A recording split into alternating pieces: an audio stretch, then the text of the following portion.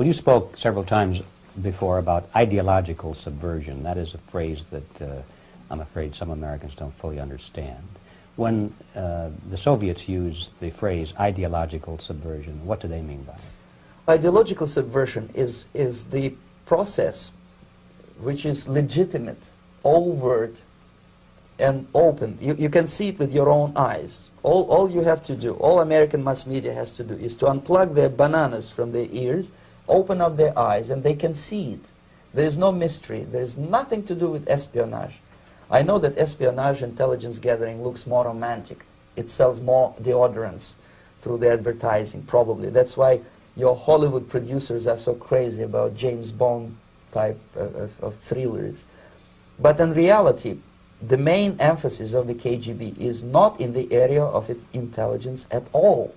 According to my opinion and opinion of many defectors of my caliber, only about 15% of time, money, and manpower is spent on espionage as such. The other 85% is a slow process which we call either ideological subversion or active measures, активные мероприятия in the language of the KGB, or psychological warfare.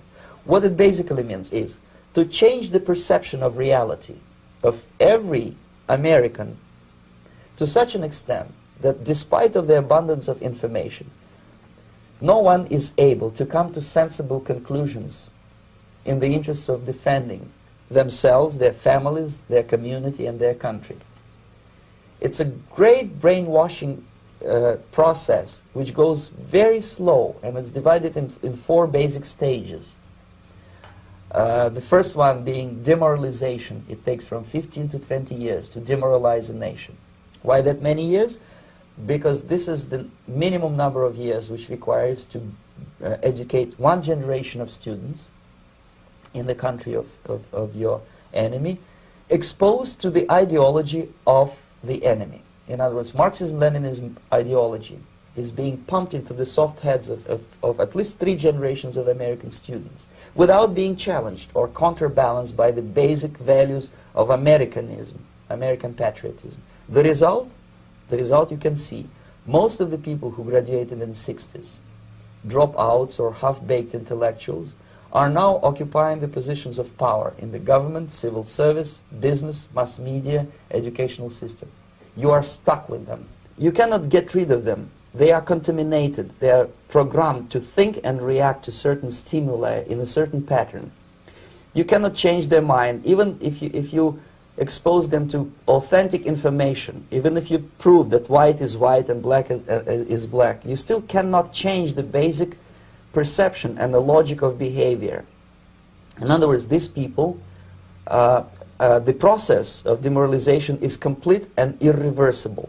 To get rid society of these people, you need another 20 or 15 years to educate a new generation of patriotically minded and common sense people who would be acting in favor and in the interests of the United States society. And yet these people who've been programmed and, as you say, in place and who are favorable to an opening with the Soviet concept, these are the very people who would be marked for extermination in this country? Most of them, yes. Simply because the psychological shock when they will see in future what the beautiful society of equality and social justice means in practice, obviously they will revolt. They will be very unhappy, frustrated people. And the Marxist-Leninist regime does not tolerate these people. Obviously they will join the links of dissenters, dissidents. Unlike in present United States, there will be no place for dissent in future Marxist-Leninist America. Here you can get popular like Daniel Ellsberg and filthy rich like Jane Fonda for being dissident, for criticizing your Pentagon. In future, these people will be simply squashed like cockroaches. Nobody is going to pay them nothing for their beautiful, noble ideas of equality. This they don't understand, and it will be a greatest shock for them, of course. The demoralization process in the United States is basically completed already. For the last 25 years, actually it's overfulfilled, because demoralization now reaches such areas where previously not even Comrade Andropov and all his experts would even dream of such a tremendous success. Most of it is done by Americans to Americans, thanks to lack of moral standards. As I mentioned before, exposure to true information does not matter anymore. A person who was demoralized is unable to assess true information. The facts tell nothing to him.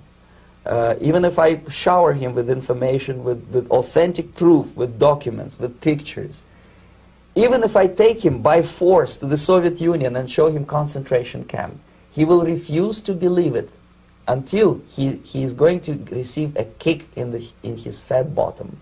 When a military boot crashes then he will understand, but not before that. That's the tragic of the situation of demoralization.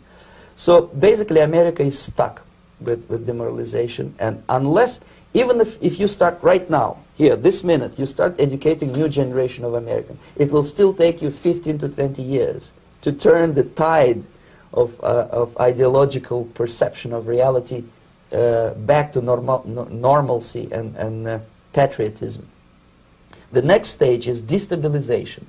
This time, subverter does not care about your ideas and the patterns of your consumption. Whether you eat junk food and get fat and flabby, it doesn't matter anymore. This time, and it takes only from 2 to 5 years to destabilize a nation, what matters is essentials: economy, foreign relations, defense systems.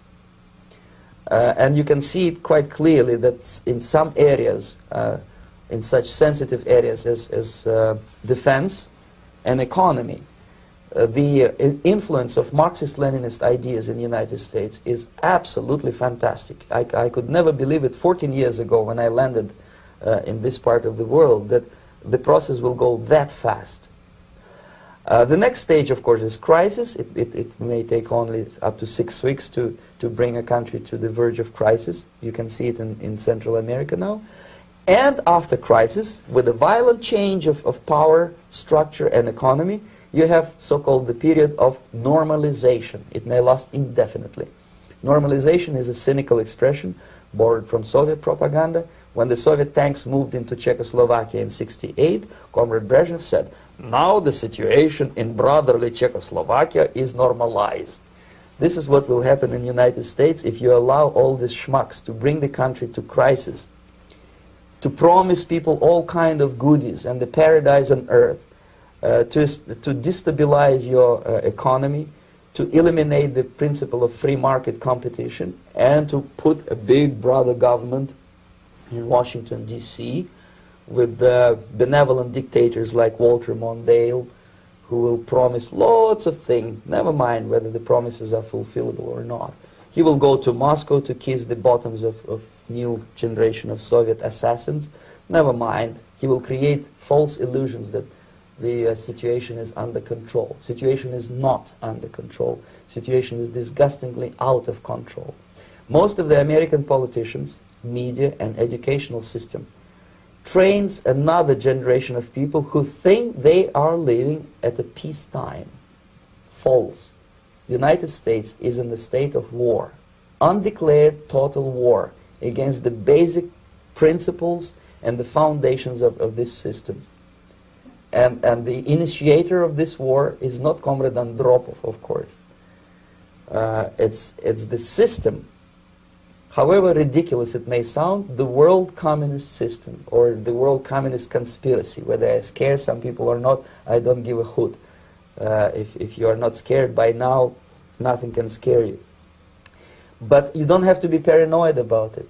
What actually happens now, that unlike myself, you have literally several years to live on unless the United States wake up. The time bomb is ticking. With every second, the disaster is coming closer and closer. Unlike myself, you will have nowhere to defect to, unless you want to live in Antarctica with penguins. This is it. This is the last country of freedom and possibility. Okay, so what do we do? What is your recommendation to the American people? Well, the immediate thing that comes to my mind is, of course, There must be a very strong national effort to educate people in the spirit of real patriotism, number one. Number two, to explain them the real danger of socialist, communist, whatever, welfare state, big brother government. If people will fail to grasp the impending danger of that development, nothing ever can help United States. You may kiss goodbye to your freedom, including freedoms to homosexuals, to prison inmate. All this freedom will vanish, evaporate in 5 seconds, including your precious lives. The second thing, the moment at least part of United States population is convinced that the danger is real, they have to force their government. And I'm not talking about sending letters, signing petitions, and all this beautiful, noble activity. I'm talking about forcing United States government to stop aiding communism. Because there is no other problem more burning and urgent than to stop the Soviet military-industrial complex from destroying whatever is left of the free world. And it is very easy to do.